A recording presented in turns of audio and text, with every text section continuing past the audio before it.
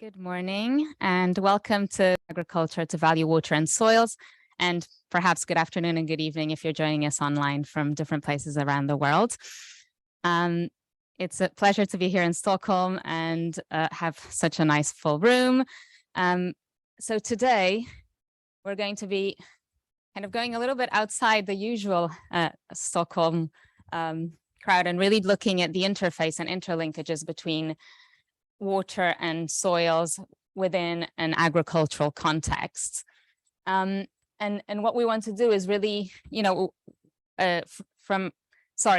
before I start, actually, let me introduce myself.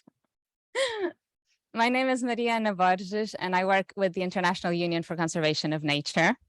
And yes, we focus on, valuing water and soils and biodiversity within different contexts. And so the session today looks at how do we bring all those elements together and how do we transition to sustainable food systems through improved water and soil management.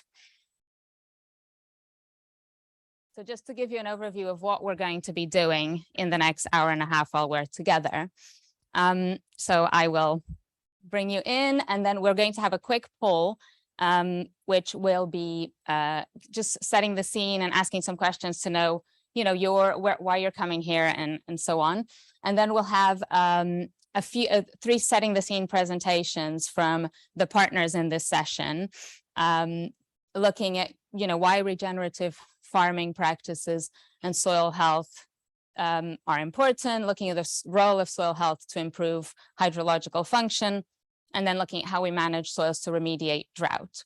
And then afterwards, I'm going to bring together a panel of experts from different sectors and different areas to talk to us about this. And then we'll have a Q&A, both here and hybrid. So before we do that, then I'd ask you to access the Mentimeter code that you see on the screen. And you'll be taken through to some questions that you can answer so that we can see, what you know about the subject. And it's my colleagues online that will be putting the answers up as we go along.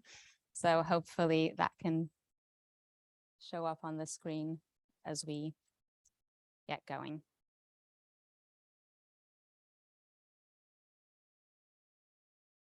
So the first question is, what topics motivated to join this session? And you can see that we're starting to have some questions, some of the keywords for the session, looking at, soil health, agriculture, co-benefits, to get some inspiration perhaps for the work that you do.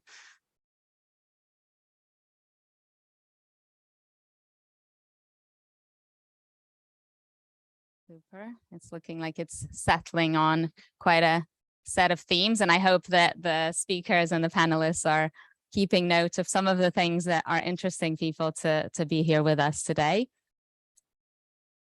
In the next question, okay, we've already had some answers on, where are you coming from and where do you work when you think about regenerative agriculture?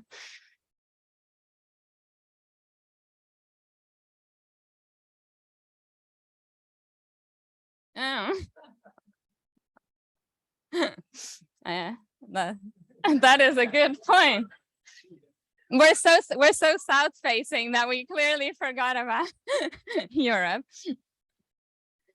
Okay, so then we've got this question around, how familiar are you with some of the concepts that we plan to tell you a bit about today? Hopefully the presenters are also taking note that there's a level of familiarity around, how soil health contributes to restoring water services, what the dependency of agriculture on water, and what is regenerative agriculture. But hopefully, if you're not aware, we will have a few presentations that will help bring everyone to the same level of awareness. And the next question. Okay, so then, yeah, what do you see as the major barriers that are preventing the integrated water and soil management for agriculture?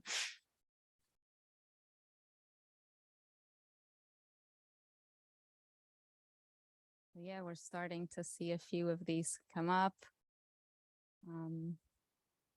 I see, yeah, research gaps, some of using the wrong practices, awareness by farmers and lack of education possibly going together. The fact that a lot of people are set in their traditions. Perhaps the lack of scalable solutions is interesting. Thinking around silos, yeah, which we're hoping to break down through this session and your involvement. Super. And economics, gaps in discipline, lack of economic incentives. Wow. There are lots of barriers that we hopefully can collectively work together to break down. Okay, and then I think our final question, if I'm not mistaken. So what do we need to do to scale this regenerative agriculture so that we can, you know, transition from business as usual to practices that will keep our water and our soils healthy?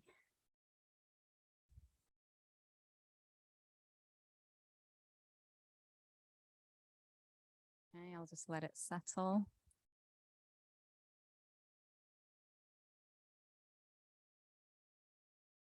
Okay, but it looks like always in first and for the entire time that the main thing is farmer engagement. And one of our panelists comes from a farmer organization. So hopefully we'll have some insight from him on that, but also from a panelist on business. And yeah, I see that we also, there's the second coming is policies to support this. So hopefully we'll have some ideas and solutions from UNCCD on that. Excellent. So I think we have our homework set for the session and what we need to focus on. And so just to give you an overview of who's going to be with us this morning, we have the panel, including myself, and I will bring them on as we go and let them introduce themselves. But I'll start, because as we said, we're going to start with a setting the scene presentation. So I'll pass the floor to my colleague, Chris Magero, who's going to be talking to us. Okay, thanks a lot, Maria. And it's great to be in this session. Let's see how we managed to get Europe off the map, but it's a small problem. I hope you guys don't run away, stay with us, yeah? Regenerating agriculture, just to build a conversation of where we are. We are slowly moving towards the 8 billion mark in terms of the world's population. We need food, we need water, we need environmental resources. This is where we are, yeah, in terms of the scene. Agriculture itself at the moment, we know, is one of the drivers of land degradation. Agriculture needs to be a net contributor to biodiversity, not only just to food and water, regulation. The question we start with in this session is, what does water and soil have in common? And I think that is an interesting thing. So when we talk about healthy soils, we know that healthy soils are the foundation of life. That's where we plant, that's where we have water, that's where biodiversity exists. If livestock are being produced, they depend on that a lot. Healthy soils look more of something like this, and I was thinking about it. How do we make it simple? Healthy soils are soils that are full of nutrients. The soil are full of life. So we talk about the carbon, we talk about nitrogen, but then we talk about the biodiversity. And one of the things about biodiversity, only 1% of below ground biodiversity has been explored up to date. Tiny, we don't even know properly what the interrelations are, but this is what healthy soils look like. Those are the elements that fill that system, that give it life. But more than that, healthy soils, if you walk through it, it has biodiversity. When you look at it, you will almost be able to relate and say, this is healthy soil and this is undegraded. So biodiversity, what grows on it, is also quite important. Healthy soils basically are functional within the functional ecosystems. We do not talk about healthy soils in just a small context, but we talk about it within a landscape. What is happening? What are the interrelations? So we talk about a plant that is growing in the soil. We talk about its rooting system. We talk about how much oxygen is oscillating in there. We talk about percolation. All those things that are happening within that ecosystems are the functionality of healthy soils. And it's important to put this in mind. When we conserve soil, when we conserve water, when we conserve our ecosystems, then we talk about them being healthy and productive. When we mismanage them, we go the exact opposite direction here. And I think this is not new to any of us, but it is an important thing to point out. Regenerative agriculture, in brief, are those practices within agriculture that promote this kind of relationship. So within regenerative agriculture, we're looking at soil properties being enhanced, whether it's percolation, whether we're talking about, the ability of aquifer recharge through that process, reducing runoff, et cetera, et cetera. We know what we are to do in a sense. And I think as I was looking at the responses here, one of the things that was being pointed out here is, do we know what to do? I think in most part, we do know what to do. And I say this in the confidence of knowing that traditionally how we produce things, there was a method. Of course, new farming systems have come over. We have a lot more investments in subsidies, especially when you talk about, fertilizers. And in some countries, this is is driving the change that we do not want to see. And we cannot ignore it. But in terms of what regenerative agriculture looks like, I think it has been explored a lot in science, and we know roughly what it looks like. However, we need to scale it up. And to scale it up, we face many hurdles. And I think you have, really listed a lot of them here. And I know the panelists today will have time to talk a bit about them. But for me, one of the key things that I think we need to work on is what are the incentives that can drive us towards regenerative agriculture?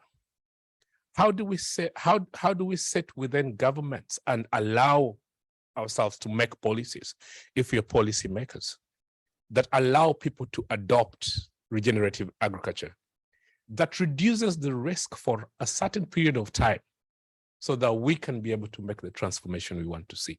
I think these are the things that we need to explore. It's not the only thing, but for me, it is important, because to achieve this large-scale landscape transformation we want to see, I have to be able to go out as a farmer or as a livestock keeper, invest in this sustainability, and be comfortable that it will pay back. So I will leave it at that for the opening remarks and return it to my colleague Maria to welcome the other panelists. Thank you so much. Thank you. Thank you, Chris. And so next up, we're going to move online, and I have the pleasure to invite Lee Winowecki from the Coalition for Action on Soil Health to present and run through her presentation. Hi, everyone. A big warm greeting from Nairobi, Kenya. I'm so pleased to be here today. I'm Lee Winowecki. I'm a soil scientist. I lead the global research theme on soil and land health at C4ECRAF, and I co-lead the Coalition of Action for Soil Health. So in case anyone falls asleep during my talk or starts wandering off, here are the key messages. Healthy soil is critical for delivering multiple ecosystem functions and services, including water purity, water regulation. We can improve soil health. We have to invest in encouraging farmer innovation to tailor the healthy soil practices to meet the farmer's needs. This is critical for scaling and for accelerating impact on the ground. Interventions must be informed by robust monitoring to measure and track multiple indicators, and that private and public sector engagement for overcoming these barriers is critical. So what does healthy soil provide? Well, let's just look at this amazing diagram from FAO. I mentioned water purification. We also have flood regulation. We also have carbon sequestration for climate change mitigation and adaptation, nutrient cycling. Soil provides so many functions. And today we're talking about regenerative agriculture. So I hope you can zoom into this diagram that we made, because regenerative agricultural practices encourage water percolation. They integrate livestock. They talk about judicious use of inputs, minimum tillage, maintaining soil cover, sequestering carbon. And all of this is very much related to those ecosystem services and functions that I just described in the previous slide. So, what influences soil health? Many things. Management practices, really how we treat our soil. Don't treat it like dirt. Also inherent soil properties, vegetation cover, composition, diversity, biological diversity, the physical dimensions of soil, the chemical properties, of course, climate, and the inputs. And remember, when we were talking about regenerative ag, it's about regenerating, putting back into the soil what we take out. And when we're talking about healthy soil, we need to understand what are some of the indicators. There are many. We're not going to debate them all here, but soil organic carbon is one, biological diversity, infiltration capacity, erosion. All of these indicators are important, and they're good indicators because they influence several processes, and they're quantifiable. And they respond to management, all those things in the previous slides. So any robust monitoring frameworks should assess multiple indicators. So I mentioned infiltration capacity. Why is this important, and how is it related to soil health? So we talk about groundwater recharge, blue water on the left. And we talk about soil water recharge, green water, so preventing surface runoff, rain-fed crops. And this diagram is to show the diversity of options and influences of infiltration to all of these different services, food security, erosion, drinking water, livestock. And really, it's the link between healthy soil and the ability for soil to allow water to percolate, because we all know when it rains on compacted soil, we have massive erosion, and this limits the ability of soil to provide those functions.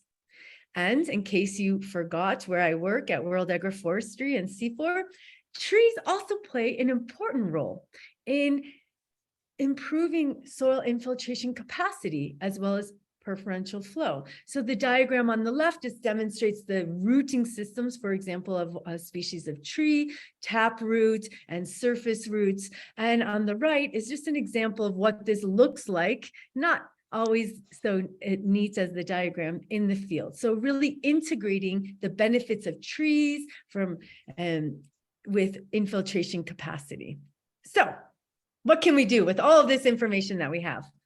Well, one of the things is that we really need to understand these multiple dimensions of soil health, because it relates to ecosystem restoration, climate change, food and nutrition security, and biodiversity. So at C4ECRAF, we've been implementing the land degradation surveillance framework On the right are most of the indicators that we analyze, and that includes soil hydrologic function, land degradation, soil health variables, vegetation cover, management, all the things that we know influence soil and land health. Some of the benefits of this framework is that it's been applied systematically across projects, 43 countries. And I just show you some photos from Senegal and Vietnam and India to demonstrate that this is an on-the-ground field methodology. And it's important and robust because it has nested spatial scales from the landscape scale to the plot level. So each landscape of 100 square kilometers has 160 plots. Now, what are some of the outputs of this that influence and connect to what we're talking about today, the soil-water nexus? Well, we know that soil erosion is a key indicator of land degradation, and this specifically also limits the ability of soil to provide the functions, including the important hydrologic function. So we've been producing global maps at various timescales of soil erosion for input into what? Crop models, climate models.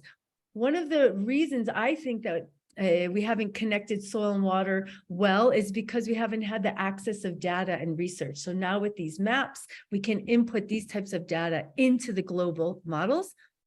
But let's remember, Maria Anna was talking about the farmer centered. So also we need to make sure our analysis is at the farm level.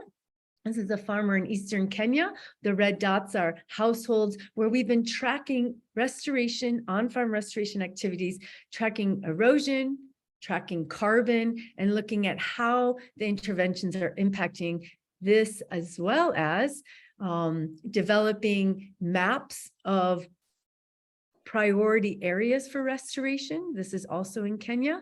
And of course, hydrologic function. So this is a really exciting program, of course, Swedish funded. So I'm proud to be here at World Water Week, and you guys are in Sweden, in rangeland systems. And on the left is 5 LDSF sites. And on the x-axis is the saturated hydraulic conductivity measured with a single ring infiltrometer. So this is our infiltration capacity. And what these violin plots show is the massive variation between these 5 sites in terms of hydraulic function and hydraulic conductivity, with Chepararia and West Pokot having the lowest infiltration capacity, and Turkana and Uganda having the highest. But what you really see is high variation, and we know that this variation infiltration capacity is due to the soil properties and the management. So what else can we do besides monitoring? Everyone knows I love and have dedicated a lot of my career to systematic monitoring. It's about translating this science into action with farmers on the ground. We have some really cool pieces in Manga Bay and other Al Jazeera outlets where we've really been bringing these data and information with the farmers, with NGOs, with donors, communities to have an impact. What else can we do? Well, I'll use my last minute here to talk about the Coalition of Action for Soil Health. Very simple main objective: improve soil health globally, because I hope I convinced you that it's very important to have healthy soil, by addressing critical implementation gaps, monitoring gaps, policy and financial barriers that currently constrain. Our 4 goals are to integrate soil health into policy, expand on research and development, increase the number of hectares of land under healthy soil practices, and I'm glad we have the finance sector here, increase the financial investments 5 to 10-fold. We have over 100 partners to date. We work in regional hubs, and don't worry, Europe is part of that. And we have a website, a newsletter, social media, and please, let's all rally around the upcoming COPs. COP27, climate change mitigation and adaptation. We need to bring forward a soil health resolution. All of us, member states, please reach out if you're interested in this so that we can make this the COP27 of soil. So our key messages, I think we remember them. We can improve soil health. And with that, I'm at my 10-minute mark. Thank you so much.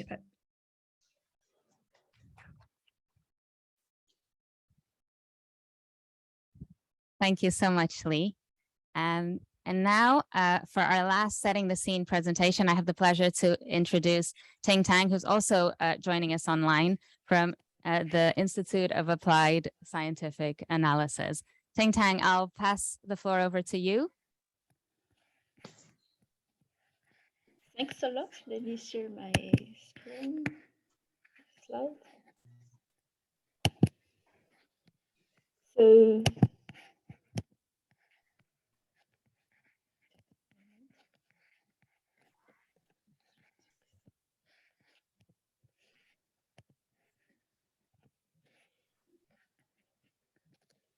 good morning, everyone. So I'm Ting Tang. I work at the International Institute for Applied Systems Analysis based in Vienna, and hi from Vienna for a very sunny, beautiful day. I am going to continue a bit. I think some elements in my talk is very much relevant to what Chris and he has talked about with this the different dimensions of an integrated aspect of soil health and soil related to water. In my talk, I will focus a bit more on soil for drought remediation and drought reduction, and I focus a bit more on the mechanisms and some of the examples of evidences. So in the overall context drought, I think we all know that globally we have been experiencing increased incidences of drought, and the cost has been increasing in the past decade. I think the past summer has been one of the example of those increasing drought incidence and severity across much of the northern hemisphere. And some of the projections based on global circulation models, so climate models, also indicate that until late 21st century, the global land area and population that suffer from extreme to exceptional drought, so very severe drought, could more than double. So that's over on the drought side, due to climate change in the past decades and upcoming in the future decades. On the other side, when we look at the drought impact, a majority of the damages and losses are in the agricultural sector. And between 2008 and 2018, 82% of the damage in the agricultural sector. And this is disproportionately impacting in low and no median income countries. On the right, you see a figure of this, like where drought is accounting for, it's basically the largest, the disaster with the largest cost in the crop and livestock production sector. And UNCCD in the past COP, just a few months ago in COP15, had called for land restoration to increase the preparedness and resilience to drought and the related food security risk. And UNCCD also looked at another report where we look at the drought in different type of numbers in terms of, here what you see in the figure is how regenerative agriculture is being one of the main ones that's is cost effective in terms. So you see the first two numbers are the cost for the regenerative agriculture and other type of interventions, and the last one is the return, range of return. All of these ones proposed here are cost effective, but regenerative agriculture is also one of the more cost effective among those. So that's basically setting the background here. And before I jump into more details on the drought, I want to clarify what I'm talking about when I talk about drought. In general, my own background is in a bit hydrology and water quality. And when we talk about drought, we think about meteorological drought or hydrological drought. So which is the deficit of water in terms of precipitation or in terms of river discharge. In this case, I will more talk about the soil moist droughts that are more relevant for, depending on what is the ecosystem we're talking about. It could be agriculture drought or ecological droughts. So those are the soil moisture deficits in the terrestrial landscape. So here is a bit of an overview of how we try to look at the land degradation or land restoration linkages to drought processes. When we look at land degradation or land restoration, we think of mainly three categories. One is the vegetation cover, and the second one on the soil erosion, soil loss, or the prevention of soil erosion and soil loss. and the third one on the soil physicochemical and biological properties. And there are different pathways the impacts to droughts can take place. And the first one is on changing the soil quantity and properties. And this links to the changing the soil hydrological properties, or hydrological properties also come afterwards. For example, the discharge into the river system. And the second one is on modifying the above soil processes and the soil hydrological process. That's basically if you remove your plant system, if you remove the plants, or if you convert forest into grassland or forest into agricultural land, then it's fundamentally changed the hydrological cycle in the terrestrial landscape. And third one on influencing the atmospheric process. So both soil change and vegetation cover change can act on the atmospheric changes, and that's can potentially impact the meteorological drought, so the change in precipitation and temperature. So the first example I want to give here links to the atmospheric pathway and links to soil carbon loss. If you look at the right figure, the white figure on the top, this is the change of soil organic carbon as compared with the pre-industrial time, so about 2 centuries ago, 200 years ago, and you see the percentage loss of organic carbon. So in total, the estimation is that we have lost about 8% of our soil organic carbon from land conversion and unsustainable land management practice in the past 2 centuries. And you could think this might be very small compared with the emissions from the energy sector, but still it is quite a bit if you consider the impact on the terrestrial organic carbon and organic matters. And the projection for until 2015 under SSP2, so this if the development is at a more business as usual scenario, we would lose about another 36 gigatons of carbon from soil, and the most severe one would be in the sub-Saharan Africa. And this carbon dioxide emission actually also links to emissions of, for example, ammonia, and this would contributes to the global warming. And with global warming, I think we all know that this potentially increase the frequency and severity of droughts, and that drought mostly comes from the meteorological droughts, so changes in precipitation and the temperature regimes. So diving more towards the soil properties and how soil properties impacting on drought. Here, I think both Chris and Yan has talked about the dimensions of soil health, looking at the physical properties, looking at the chemical properties, and the biological properties. And all these properties can impact the soil hydraulic properties. So in the infiltration capacity, so that's the amount of water can go from the soil surface into the soil profile, and influences hydraulic conductivity. So how much water are allowed to move within the soil profile, and the water holding capacity. So basically how much water can be stored by the soil. And this all impacts the relevant hydrological process, which would be reflected on the hydrological and soil moisture droughts.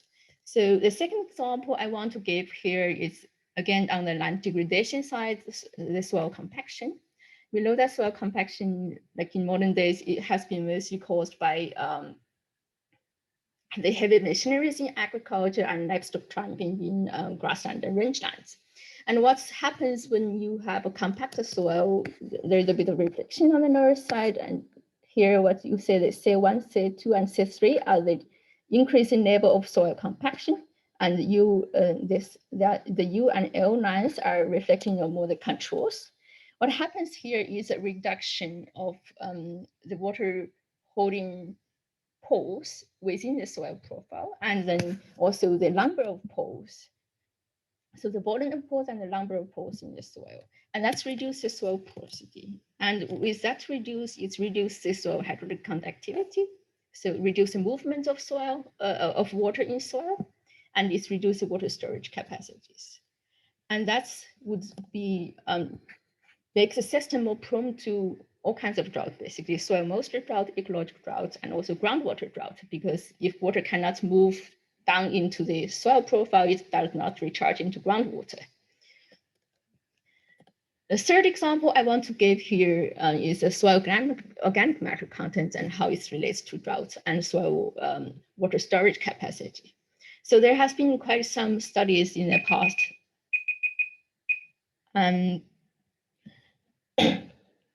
The more recent ones has highlighted that about for every 1% of increase in soil organic matter, the soil can store an additional water content that is equivalent to 1.5 to 1.7% of the weight of soil organic matter.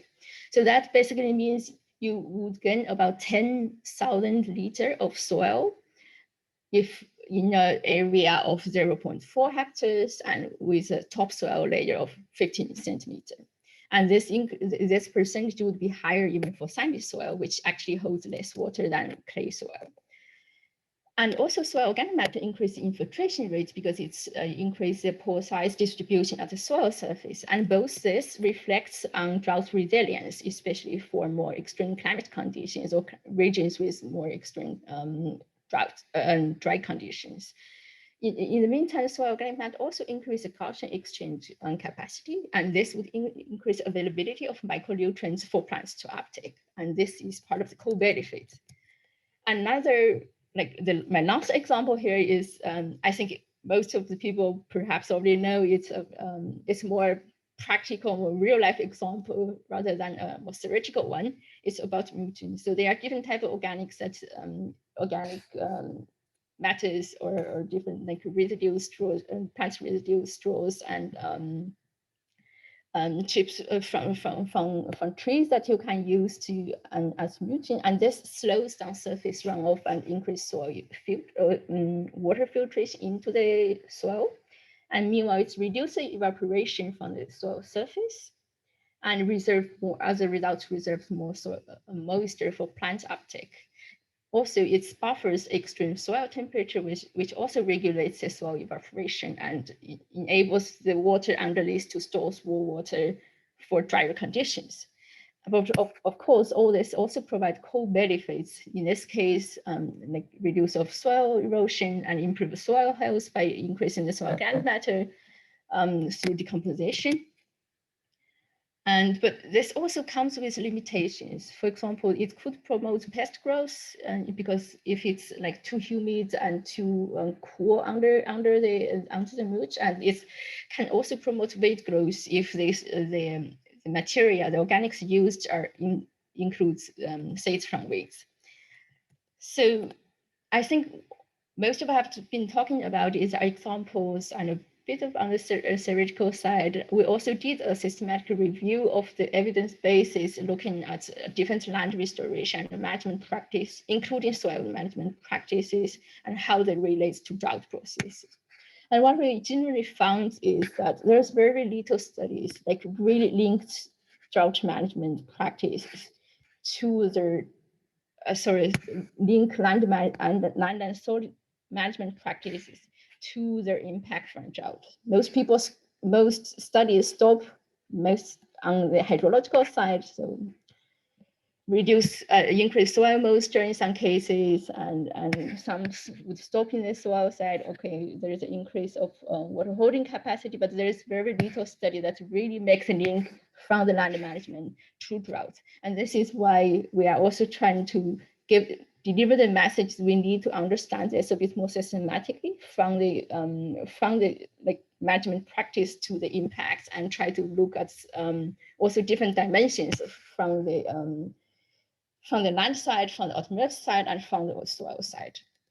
So to conclude, we have shown that soil water management is one of the key pathways for land restoration and management, and this is really helpful in reducing, to remediate droughts and to promote soil health and to increase food and water security. And when we talk about regenerative agriculture towards water conservation, there are a lot of co-benefits towards agro ecosystems, like what the previous two speakers has talked about. It's about a system. And lastly, again, about a system, what we are a bit less missing here is really a systematic understanding and systematic integrated method of management. And that is really essential to put the right soil and land management layers under the right condition. that is for my talk. Thanks a lot.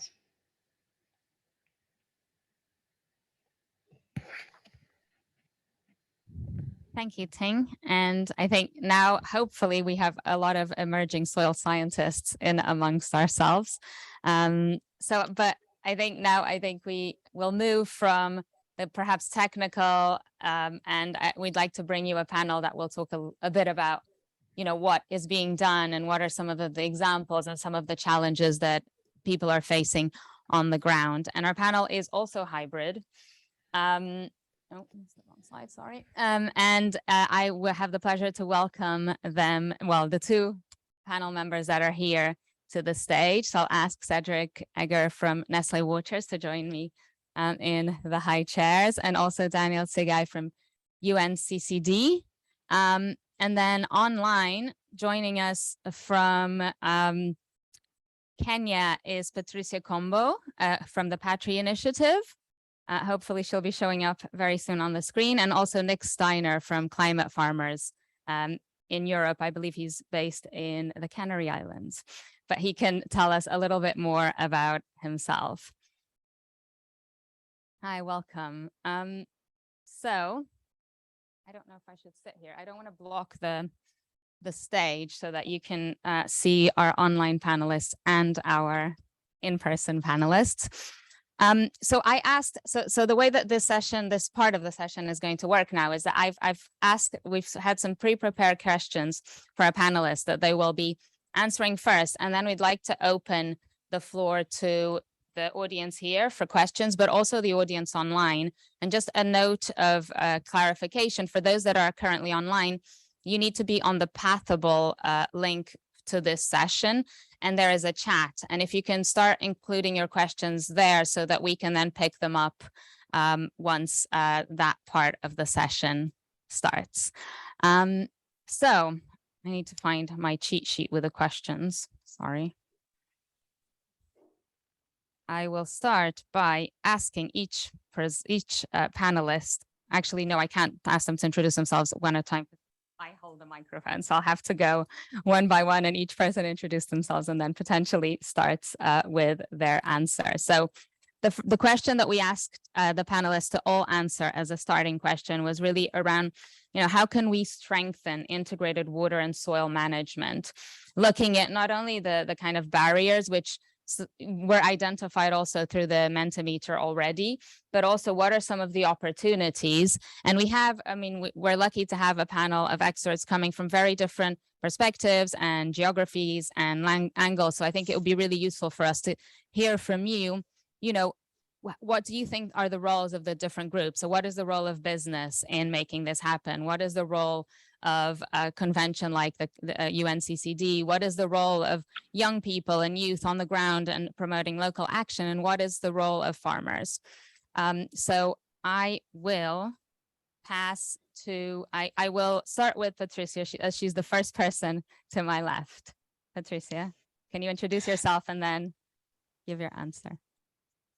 Thank you very much. My name is Patricia Kombo, the founder of Patri Initiative, and also a United Nations Convention to Combat Desertification Land Hero from Kenya. And I'm a farmer working with rural communities in a semi-arid region.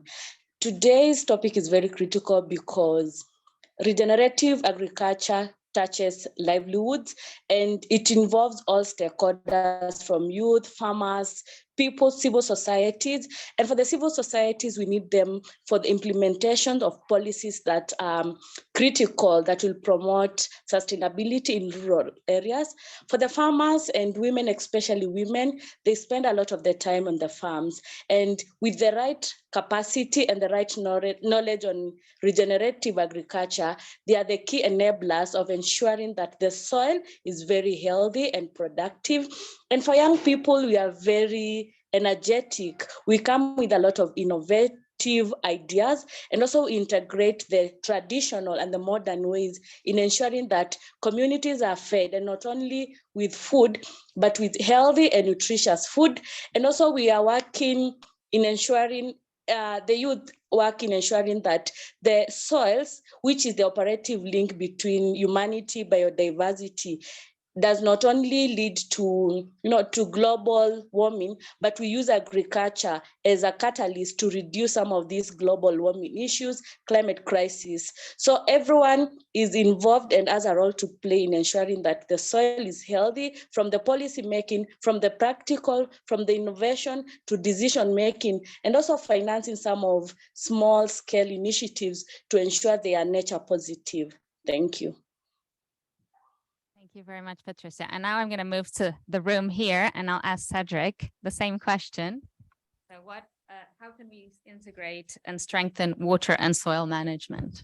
Thank you very much, Mariana. So my name is Cedric Egger. I'm a geologist and an hydrogeologist working as lead of sustainability for the water category.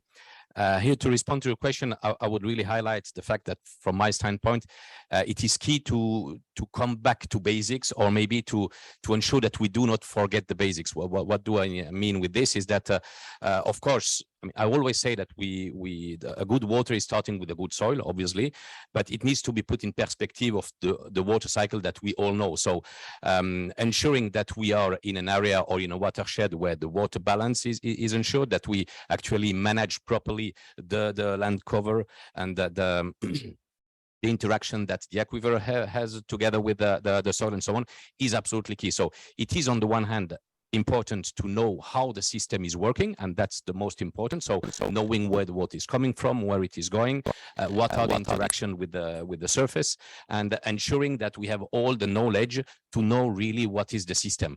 And this is where it comes to the notion of co-benefit. Again, the soil is a little part of the water cycle. Co-benefit is key. So ensuring that when we go for this or that kind of activity that is enhancing the quality of the soil, we do not jeopardize an important part, which is the water balance, for instance, just to be sure that we are not working in silos and that we integrate the whole.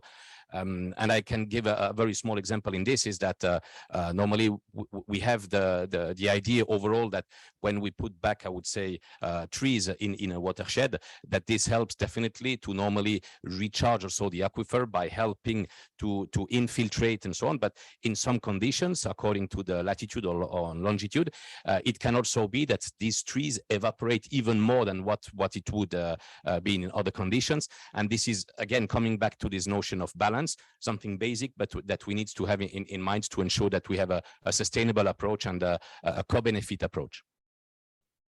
Maybe I can ask. Great, thank you. My name is Daniel Sagai. I'm a drought policy officer at the United Nations Convention to Combat Desertification, UNCCD. This is a very interesting question. For us, it is land. Land resource is about soil, water, and also biodiversity. So it is a connector.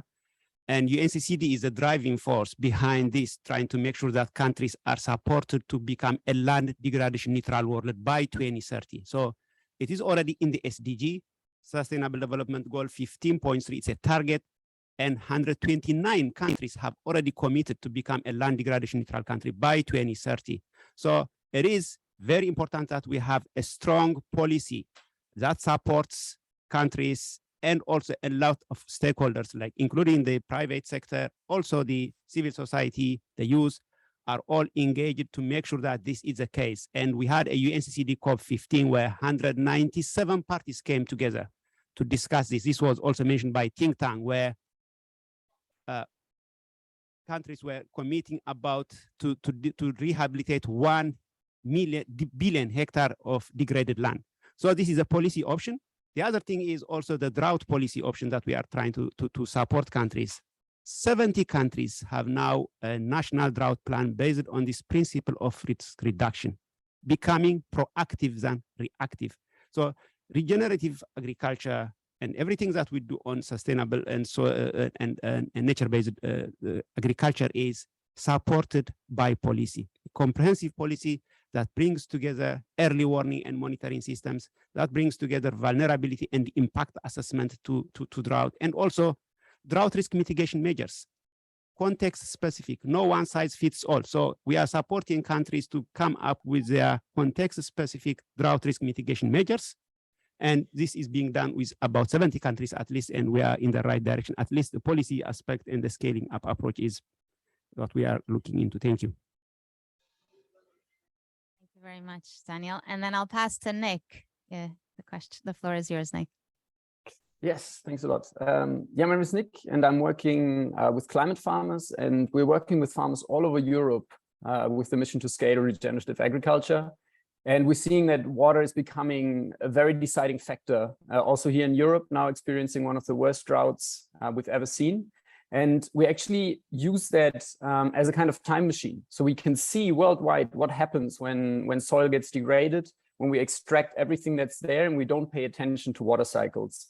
And so I think we also need to use this kind of time machine to also move forward, because we can see what indigenous people all over the world have done, how agriculture has worked for thousands of years.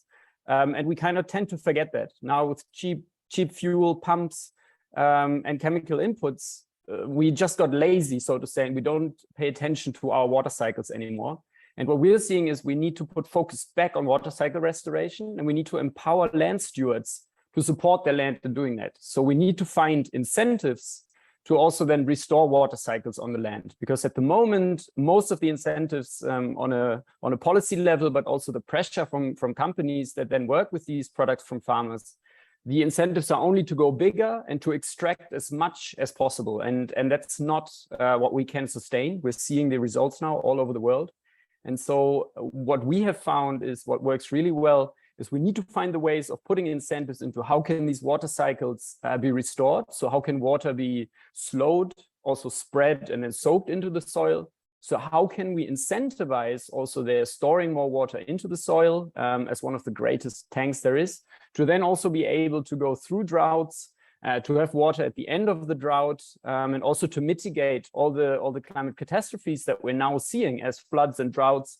They're all very similarly related. And if we foster this land management to actually use water and to bring it into the soil, then we will get out of this much, much stronger. But yeah, it's all a question of what is incentivized and what is demanded of farmers.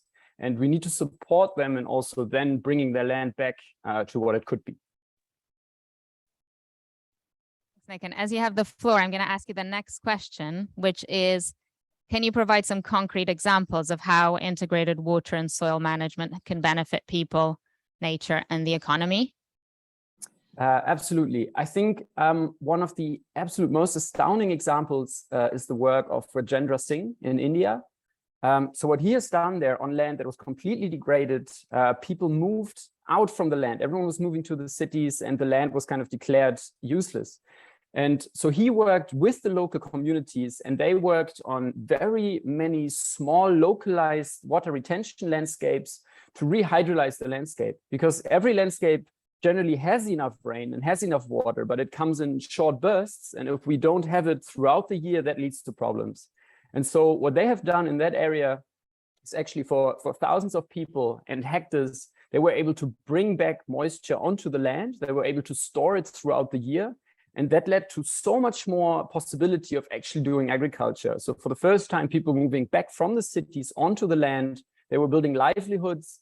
And also what is tremendous, that people were able to go to school more because they didn't have to spend large times of the day to just get water and walk for a long time there. And rivers were restored and the water table was raised up to 5 meters. And I mean, that is an incredible example.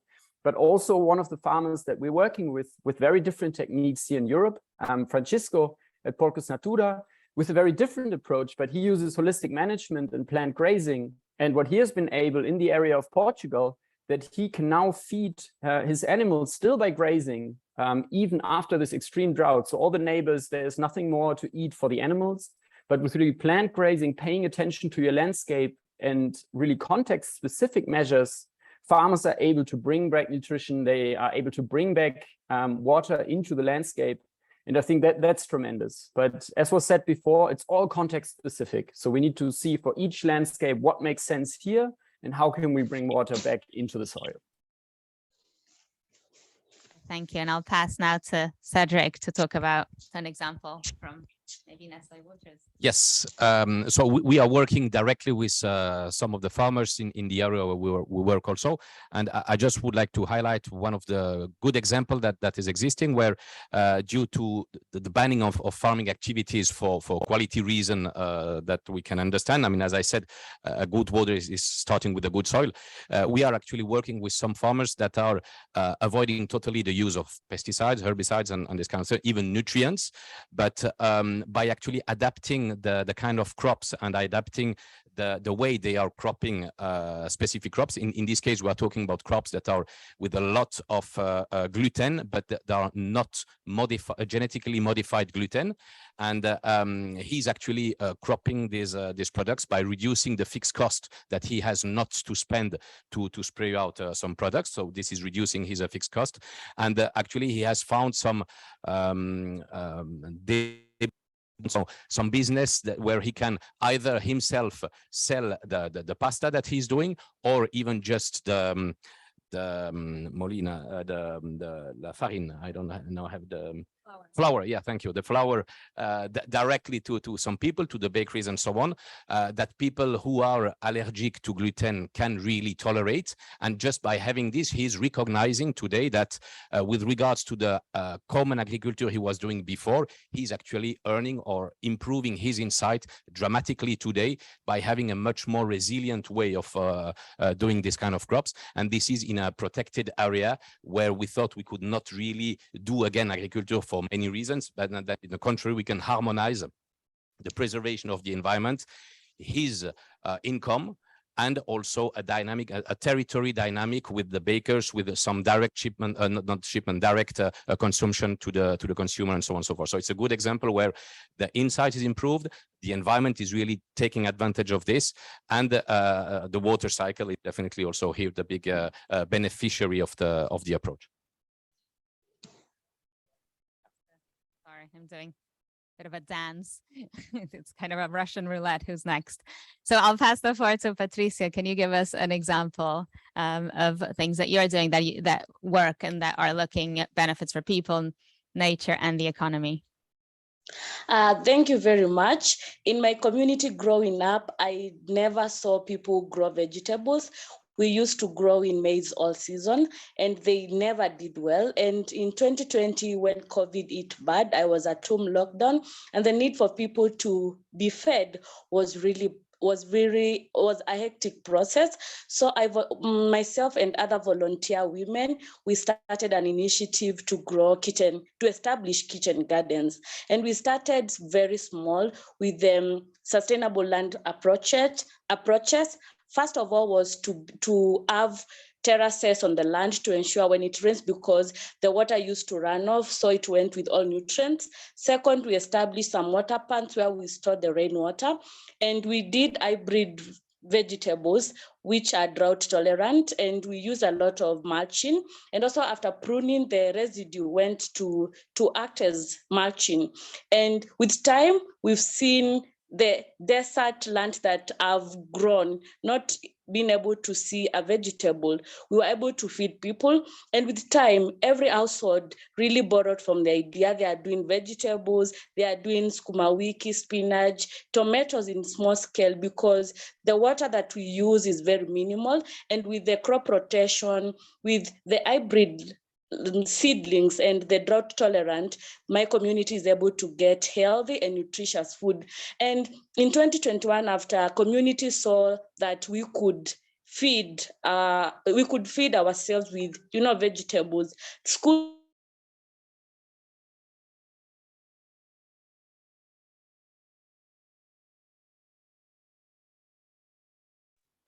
really borrowed from idea, and we brought the 85 schools in their vegetables, and they are using sustainable practices. We do not use any fertilizers. I think we're having a little bit of trouble with the connection. So we are using organic matter to ensure that very healthy. Oh, sorry. I'm saying we are using sustainable land use practices. We are not using any fertilizers. And the community is now happy that we are able to feed ourselves, even in the wake of climate crisis, droughts. communities are able now to save extra coin that used to go to buying vegetables to now producing them locally. And I can say regenerative agriculture is improving livelihoods, giving communities a sense of belonging and dignity, because nobody is now going to bed without a meal.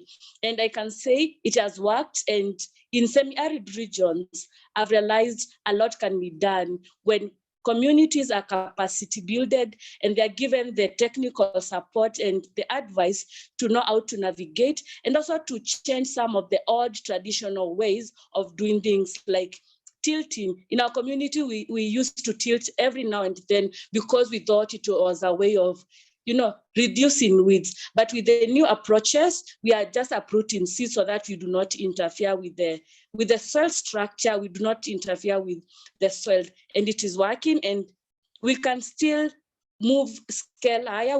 What we need now is support to ensure now communities are able to expand their farms and also to cultivate more. Thank you. Thank you, Patricia. And also, yeah, so I'm now going to ask Daniel a slightly different question, which actually is a bit based on what you, Patricia, have been saying, but also Nick, around incentives. So what, in your experience, are the most relevant incentives to catalyze this integration between land and water landscapes? Building on the policy aspect that I have mentioned, I think what we have not missed so far is in the discussion is gender. We are trying to support countries to make sure that their plans are gender responsive plans on drought policy and also on their land action plan. So we know that drought knows gender, land degradation knows gender. So we would make sure that this is integrated, mainstreamed in their national plans. The other incentive that I would say is, in order to sensitize governments to act, to support this policy, we need to make sure that there is economic sense of it, what we call it economics of drought preparedness, the benefits of action versus the cost of inaction. We have always been talking drought is a disaster. Let's work on it before it strikes, before it has impacted, but you need to make economic sense. What is the benefit of action? What is the benefit of being prepared, so that you also compare it to the cost of inaction when drought strikes? Then you are uncoordinated, it's very expensive. So that's one of the things that I also think that is an incentive. But to give you a very practical example on the integration of soil and water management, I was in Ethiopia's Tigray region in the north, where there was an intervention of sustainable land management practices. It was not meant for any drought preparedness, but it was just an intervention of the project from the UNCCD, and drought struck in 2015, 2016, 2 consecutive years of drought. And you can see it clearly in your eyes that it is still green. They can still grow crops, but while the other area, which was not in this project, was completely dry. So I think we need to really make sure that this is integrated. Another example is Tanzania, Tunisia, and Morocco, where they try to harvest the flood in drought times, artificial ground water sequestration. It really works very well. So somebody was saying about floods and drought, they are now the same, or the kind of one page of the same climate coin. So I think we need to benefit from one disaster in order to be able to make sure that we respond to the other disaster. Thank you. Thank you very much. And so before I open the floor, I just want to come back to Patricia and Nick to ask them, because I think that the role, I think the role of each player is really important, but certainly the role of young people, the future stewards of our water and soils, but also the role of farmers is critical. And so I wanted to give you guys the opportunity to tell us, what you think is needed to help raise youth and farmer voices in this space. And, how do you think we can empower you to do your jobs better? Patricia first, and then Nick. Thank you very much. And as we all know, food systems are the world's largest employer for young people, especially us in the developing countries. So we need a lot of incentives, both in capacity building, training, and also financial support to ensure we scale up our initiatives. And second, we need to be involved in decision making and policy making, because we cannot have the same mindset of the people who have led to degradation, who have led to unsustainable production, be the same people making the decision. We need a fresh mindset of young people. We need to involve them in policy making. And the third issue is on gender and land ownership rights. It makes no sense talking about sustainable land use practices, youth being given the space while we do not have land ownership rights. And without the land ownership rights, majority of us young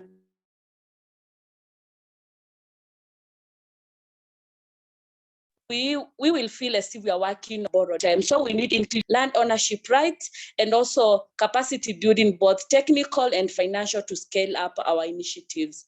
Thank you. Nick? Yes, thanks a lot. It's a very, very good point about the land ownership. We're definitely seeing that as well. And what we're seeing as a very big thing, we need to enable the land stewards to do their amazing work and also to celebrate them for the incredible work they're doing. We have all these restaurants, chefs, and brands that come out with some kind of products and they get valued and everyone loves them. But the farmers that make that possible and that actually grow this food, they get forgotten and marginalized. And that needs to change. We need to actively go out. We need to actively speak with farmers, and we need to make their voices heard. Because many of them are just on their land, they're focusing on what they're doing. And if we don't actively go out there to ask them, what do you need? How can you be supported? That's what we found is one of the biggest things. Also, there are so many agricultural conferences happening around the world without any farmers invited. So many of our members of the team, we've been at conferences about agriculture and there were no farmers. And I mean, that's just not how we will move forward. So that needs to happen. And we need to value them for their work and also value good food.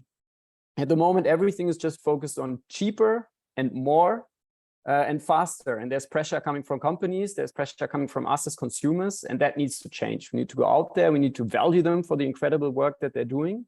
And we also need to be willing to pay more for good food, because through subsidies at the moment, destructive and really bad food is way too cheap. And so good food, which is actually just normal food, is perceived as very expensive at the moment. And that needs to change from a policy level, but also from a demand level. And we just need to go out there and speak to farmers much more. Thank you, Nick. Okay, so now I'm going to open the floor. I just checked the chat, and right now there aren't any questions from the chat online. So just don't forget to post your questions if you'd like to ask some questions to us. But I will start here in the room. I see 3 hands up, so I'll pass the microphone to you. If you can say your name, your organization, and then ask your question to. Thank you. My name is Andrea Ferret, and I work at the French Water Partnership on biodiversity and nature-based solutions. So I don't have any background on agriculture and soil health, and so this was really interesting. Thank you for so many interesting presentations. So as an amateur, what I'm hearing is that we need to scale up those solutions. But when we talk about the solutions, it seems that they are all about scaling down. So for example, for soil compaction, not using machines, mulching, which needs a lot of maintenance and probably people on the ground to sort of monitor the crops. So how do you reconcile that with the fact that at least in developing countries, there are less and less farmers, and we are sort of bleeding farmers right now. So how do you sort of combine those scaling up and scaling down? And in terms of crops, I thought it was really interesting what you said about the gluten-free flour and the changing of the crops from corn to vegetables. Shouldn't we also talk about the market, what the market demands, and probably if we're talking about having more of a local agriculture and feeding the people on the ground, what is that going to do to, for example, giants such as Nestle? And are you looking to the future into thinking, but well, maybe people from, since I'm from France, people from France will not be eating corn grown in Africa anymore, and we have to sort of scale that down also. Sorry for a long question. People rudely, by the way, I'm writing down the question so that I remember. I'm gonna go here and then. All right, thanks a lot. My name's John Farner. I'm the Chief Sustainability Officer for NetFM. Had a quick question. The only time that I really saw, well, first of all, 20% of our global agricultural yield is grown under irrigation. The only time I saw irrigation mentioned anywhere was on one of the slides in the first presentation, and that was lumped in with drinking water and infrastructure or corporations. So as we look at droughts becoming increasing, right, and rain patterns changing due to climate change, the impact of soil health is going to be affected. In fact, drought was brought up numerous times as causing a degradation of soil health globally. Irrigation is here to stay. And I'm just curious to get the panel's thoughts on what role, if any, you see irrigation. Is it a problem or is it a solution in your minds? Thank you. I'll pick one more question and then I'll come back to the panel. Thank you. I would like to begin with thanking the panel and all the presenters. It was very informative. My comment and question is like this. In 1950s and 60s, the volume or quantity of food grain which were produced was, say, X. Now it has risen up to 10X. And if you are producing at that level, is it possible to increase the organic carbon also on one hand, and on the other hand, to maintain this kind of production and productivity? Because agriculture is not only a matter of engagement, but it is also a main source of income for many people. So we cannot afford to do anything which can reduce the production, productivity, and ultimately the income. And so my query was, is it possible to increase the organic carbon also and to retain the production, productivity, and income of farmer also? Thank you. Thank you very much. Who wants to go first? Okay. Thank you. Very interesting questions. On the scaling up solution, what I would say is we need to really explore the option of exchange of experience between countries. Because yes, you are right, it might be the technology and everything else, but I think countries can learn from each other. Because if a drought strikes in Mexico and the same drought also strikes in Brazil and others, so the level of technology, the level of development, the type of drought that they are facing is also something similar. So I think there is a need of exploring South-South complemented by North-South, of exchange of experience. This is very, very important because we aspire to teach what they know, but this is not the case. I was once in a workshop in Mexico where we were talking, in Brazil, talking about drought policy, and it was a 3-day workshop, but at the end of the day, a Mexican stakeholder came out and he just tried to give an example of how he did it in terms of implementing, and everybody was just very interested to listen to him more than what we were doing. So I think it's about inspiring them. The other thing is, I think there was irrigation. Is it a problem or a solution? I would call it, it's both, because it's context specific. As I said, if you are going to try to, for example, harvest water in a place where you have only 300 or 400 millimeters of rainfall, you are doing the wrong thing. So you need to exhaust some kind of drought-tolerant crops. But if you have rainfall, average rainfall, but there is some kind of water harvesting that you can do so that you can irrigate. So in our drought toolbox, which I would probably invite you to look into, is different countries come up with different types of solutions. Context-specific solutions are very important. So in our drought toolbox that I did not present here, but you can look into it in the UNCCD, is we first ask, what is your agrometeorological condition? What is the average rainfall in terms of millimeters per annum? And then based on these all variables, we can propose some solutions, because there are about hundreds of solutions from hundreds of countries. So I think this is very important that we keep it as a context specific.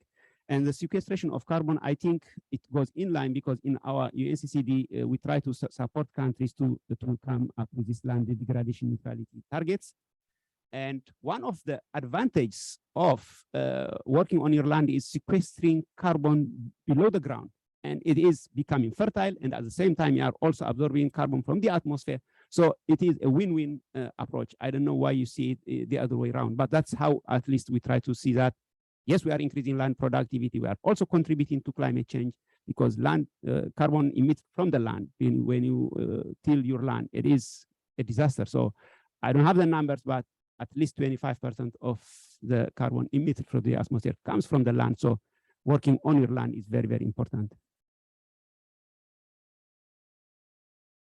So on your very good question of upscaling, downscaling for a group like Nestle, so it's a very dangerous question for me, but what I can say in this area, first, I'm not an economist or an agronomist, I'm a geologist and hydrogeologist, but just to respond to you, I believe that today, and this is where we are trying to definitely to further investigate, we are definitely in a learning curves in all this area, along the definition of the regenerative agriculture also.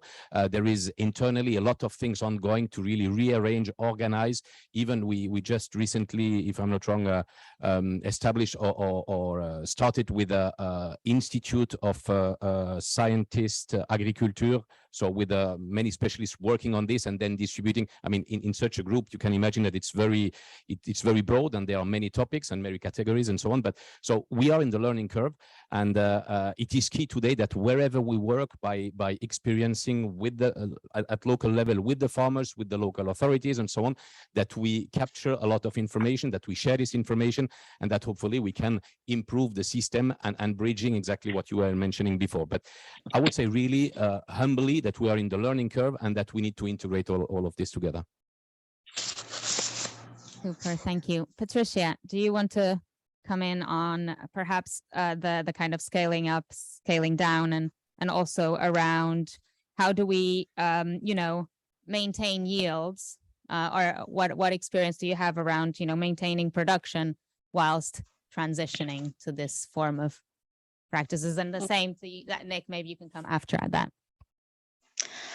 Thank you very much. And I'll speak on improving, or rather improving the production yields. And it all narrows down to your area, to your meteorological weather patterns. And in my scenario, because I come from semi-arid region, we are doing a lot of crop rotation. For this season, you'll find farmers have grown this certain kind of crop, and we leave the land for around 4 to 5 months because our rainfall patterns are not reliable. And for this period, we are giving the land to be able to regenerate and also for the nutrients. And then when it rains, we now use a lot of now cultivating, and in our cultivating we do a lot of intercropping. We do a lot of crops in one piece of land, because some depending on the rainfall patterns, we want to increase the chances of farmers getting to harvest, so that if one crop does not do well due to weather patterns, the other crop will be resilient, the communities will be fed. For us, we are using a lot of sustainable land use practices and ensuring that what farmers put in the farm will sustain the weather conditions. And if the weather conditions are extremely worse, they're able to have an alternative crop on the farm to depend on. And on irrigation, we are using a lot of irrigation, because for us in a semi-arid region, when it rains, it is always floody. And we direct some waters we've created water ponds, or we can say small dams, and we direct the run of water from the roads, from the paths to the water ponds, to the dams, and we use this water to do irrigation when it is dry. But in other regions, because of their rainfall is not much, they are not doing a lot of irrigation. And also another approach that we're doing, we're using a lot of recycling of water that comes from the household activities. Instead of throwing it, we usually direct it to our small kitchen gardens to ensure the crops during dry seasons, they continue to thrive, because water is a challenge in my community, but we are using the all available water, recycling, reusing it to ensure communities and the communities get something to eat at the end of the day. Thank you. Yes, awesome. Thanks a lot for these great questions. I think the most important thing to point out is that really everything is context specific. So there is no one size fits all solution, and trying something that worked on one farm on another is very likely not going to work exactly as described. And on the scaling question, I think there it becomes very apparent. So on a large farm, you're not going to run around by hand and mulch every single plant. That's just not feasible. But not to go too much into detail, but just pointing out some of the possibilities there. What we're seeing on large scale is you can work a lot with the concept called keyline, where you're working much more with contour lines. So basically level lines, which enable water to kind of infiltrate more, and you're slowing a lot more water, you're spreading it into the ground. This is often done in relation also with agroforestry systems. So that basically means that you integrate more perennials like trees and other bushes in rows. So we're seeing that also on large scale, where you basically have a line of trees that are more or less on a contour line. You then have a row in between where you have your annual crops, so like corn, wheat, things like that, where you can then still harvest them with a machine.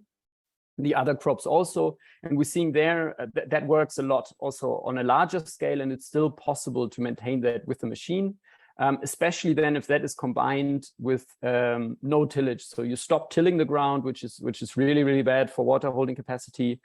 So you keep a constant crop cover. So throughout the year, you have plants there, you have roots there that can ensure that water can infiltrate.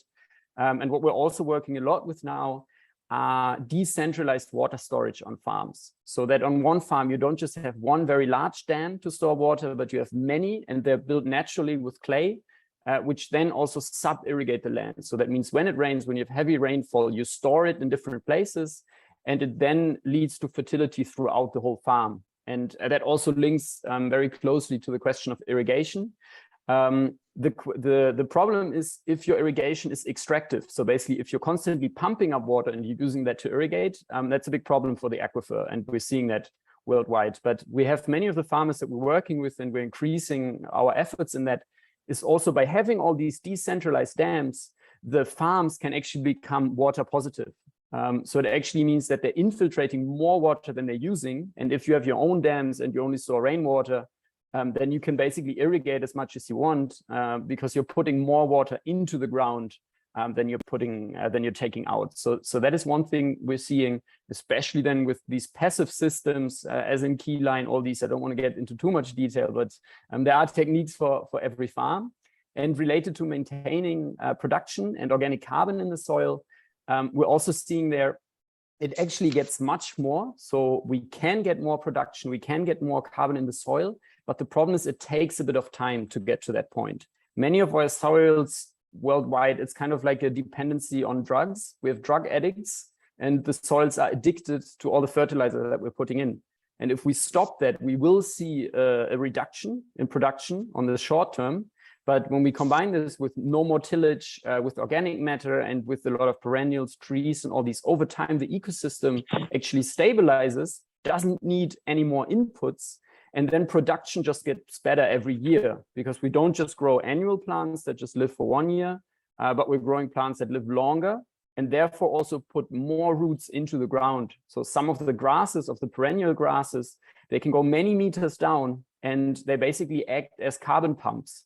So they're constantly pulling carbon out of the atmosphere and through root exudates, pumping it into the soil. And so organic carbon goes up a lot. With that also water holding capacity, we see more production. So all of these things follow, but the big pitfall and the big problem is it takes a few years to get to that point. And that's where we need to support farmers in this transition period, where we need to support them with financing options. We need to support them by paying a bit more for the products. But after that time, basically everything gets more stable. We don't need external inputs anymore. And those are just some of the benefits we're seeing. So yeah, to break it all down, it is absolutely possible to scale that. We see more production, but it takes some time, and we need to get used to some losses across the way. Thank you, Nick. And I know there are lots of, there are going to be lots of hands up. I'm not sure we have enough time for another set of questions. If you can condense in, I can do two very quick questions. There was one back there, and then you, yeah, and then we'll close. Thank you. My name is Akhilesh. I come from India. I'm basically a water specialist, and for the first time, I'm hearing the word regenerative agriculture. So my perspective is a little different, and I therefore would like to nudge the panel a little bit. In the places where the groundwater is affected by arsenic, we find that the arsenic is moving into the food chain. So my question is that in such a scenario, where for the drinking purpose, the water is being extracted from the groundwater, it is after 10, 15 years that we get to know that the soil has already been contaminated with arsenic. What kind of regenerative agriculture can we reflect upon? I thought that this is something with such valued and wise people who are there on the panel can reflect a little bit. Sorry for nudging the panel. That is fine. That's what we're here for. And the last question, and then I'll ask the panelists to prepare just a really quick answer. Good morning. I'm Kathy Boomer with the Foundation for Food and Agriculture Research. Grateful for this opportunity in this discussion. Cedric, I really appreciated your call or attention to the importance of considering the landscape setting and the hydrogeology of our farming systems. And Nick, you repeatedly have highlighted the role of soil moisture in affecting soil health. But we don't speak about ag water management as a set of tools to manage soil health. Irrigation being one, but also conservation drainage. And there's just so much technology in developing precision irrigation, for sure, that could help regulate the processes underlying soil health, including arsenic release and phosphorus release. I'll give it to you, Cedric, first.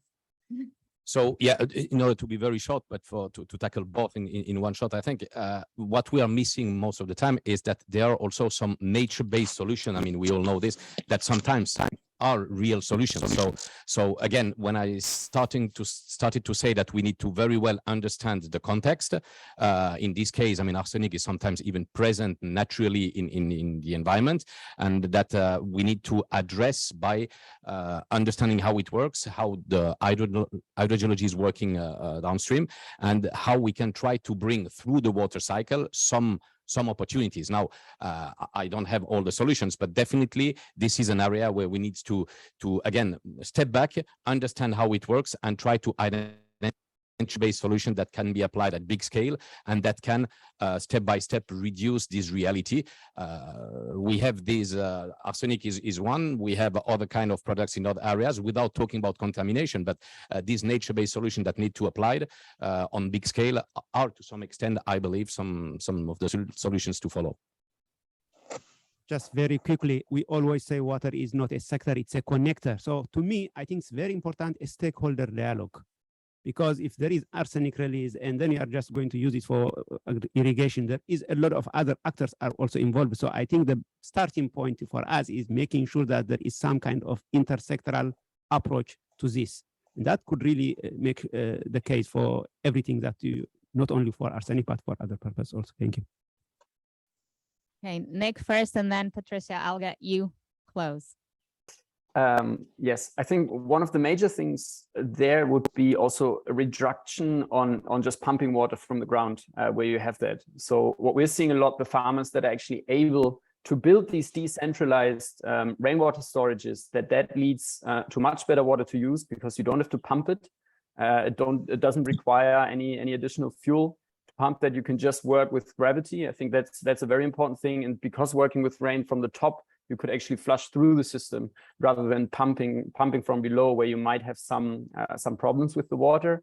And then also in regards to the precision agriculture and those kind of things, I think they can work in combination, but we need to be very careful not to rely on technical solutions alone, which is very likely not going to get us anywhere. It got us into this problem to only rely on technology. But I think working with these natural solutions, with natural water capture, passive watering systems in the landscape, then together with some precision watering, I think together that's what we need to be looking at, and that's what's working all over the world. Patricia?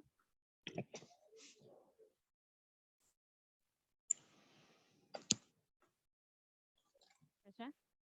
Yes, I'm giving you the floor as the last intervention, so you can also help us and give us a call to action. What needs to be done? Thank you very much. And working with communities, I have realized soil health is like our body immunity. If our immunity is not strong, everything that comes our way will knock us down. So we need to have a a dialogue and approach whereby both traditional and modern food systems are integrated to ensure we scale up, and also to ensure they are catalyst for land restoration, soil restoration, and also they give a solution to the already crisis that we are experiencing. And what I can say as a call to action, for us to transit to a sustainable land use production and also transit to ensuring food security and food systems are strengthened, we need to have 4 key issues. And number 1 is knowing that we come from diverse ecosystem, diverse cultures, knowing the culture and food tradition of societies. This will help in ensuring we reduce food loss, which when you transit, it goes to the water, land, and all other resources that are used when we are producing food. Second, we need to build synergies in all sectors, from the policymakers for good governance, from young people, from women, from indigenous people, from scientists, from technology, to ensure we all integrate and meet at a center point, because we all depend on land. And the second third is on recycling. And recycling in the regenerative agriculture is so broad, whereby animal feeds, or rather we use the residue from the farm, either they are fed by animals or we use them to make mulch. And this is a recycling approach to ensure resources just rotate in ensuring the health, or rather the land gets back to its virgin, fertile nature. And thirdly is on circular and solidarity economy, whereby the whole value chain is involved in the production, from scientists in water sector, to people in the land, to the people in the drought, to people in the technical support, to ensure the whole value chain of the land, soil, climate, biodiversity is well represented, because land is the operative link. And finally, we need to start taking care of soil.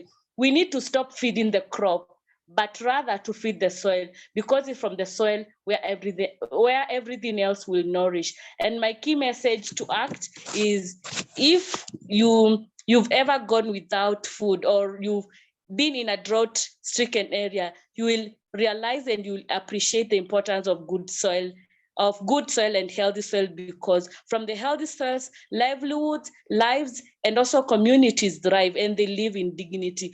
We all have a place and a role to play in ensuring that we pass this information, we educate people, we educate farmers, and we involve them, because there's no solution for farmers without them. Let them be at the center of implementation. Let them give us solutions. And we as scientists, we as policymakers, we integrate from their practices, because they understand nature, they understand their soil better more than we do. Thank you. Super, thank you. And a round of applause to our panelists and speakers.